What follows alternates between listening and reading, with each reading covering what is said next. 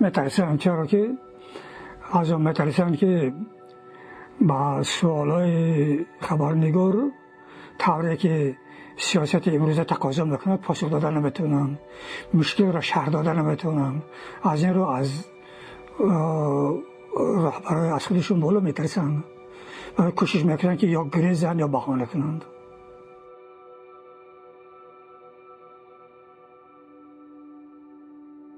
نزدیکترین دوستی من امیون گنرال ها گنرال میرزا اولیای فای مثل خودم به سرمایه مثل خودم کمقله هر زمان با هم تلفن میکنیم صحبت میکنیم.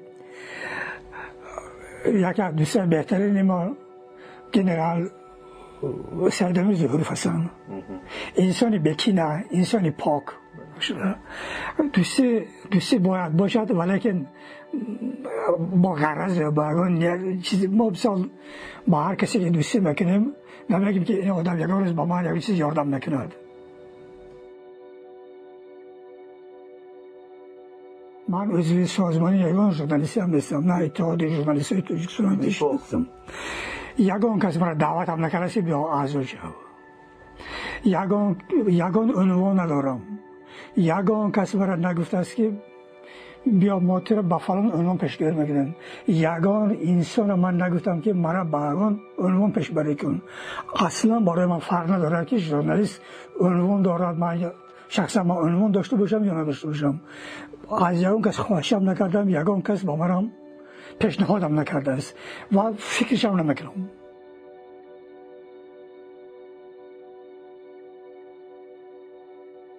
بانک ها باید یک طرز کار کنند که مشتری ها ناراحت نباشند. متاسفانه این چیز نیست. وقتی که مثلا یک نظام میخوان جاری کنند این نظام بر ضرر مشتری میکنند و مشتری برای که و این نظام اون بانک عملی شود حق نفقه یا که حق کارش یک هفته به تاخیر میگیرد. شما تصور کنید که یک هفته تاخیر کردن در معاش با زندگی عائلوی چقدر نقص می‌برد. یعنی که وقتی که مشتری راحت باشد بانک هم راحت است. بانک ها باید که به نفع مشتری کار کنند نه که مشتری به نفع بانک ها.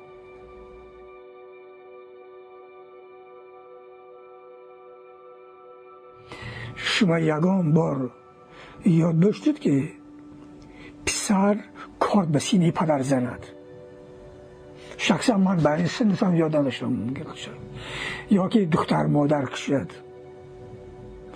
بعد هم که مثلا حافظ میگه که پسران را همه جنگ است جدال با مادر دختران را همه پسران را همه بدخواه پدر میگه چی بوده بوده است بدبینی ها بودن. ولی که امروز ببینیم ما اخلاقی ما به درجه پس رفته است که پسر پدر میکشد، پدر پسر میکشد. این چی است؟ از پس رفتن اخلاق است. پس معلوم میشه که ادبیات ما نتوانست است که ادبیات تربیتگر باشد یا که خواننده ما نمیخونه. اونی که ما نمیخونیم که درست است ولی همون شاید همون نویسنده هم نداشته باشیم که این چیزی که نویسد که به این درجه که پسر حتی همون خنجری که با پدر میزند نزند.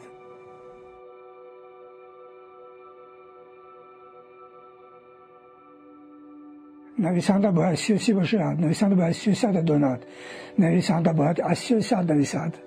تمام اثرهای چنگیز ایتماتوف سیاسیان این همه کتابی که من میخوانم مزر پاره ابری سفید چنگیز خان تنها به دلیل آنکه سیاسی بود از دوره‌های بورانی بیرون کرده شده بود. ما گمان میکنم که امروز نویسنده های سیاست با دخالت به سیاست معنی آن ندارد که گویی که سیاست دولت ما نادرست است. نه، برعکس یک اثر آموزه که دولت هم او را ببیند، او را بگیرد در برنامه کاری خودش قرار بدهد.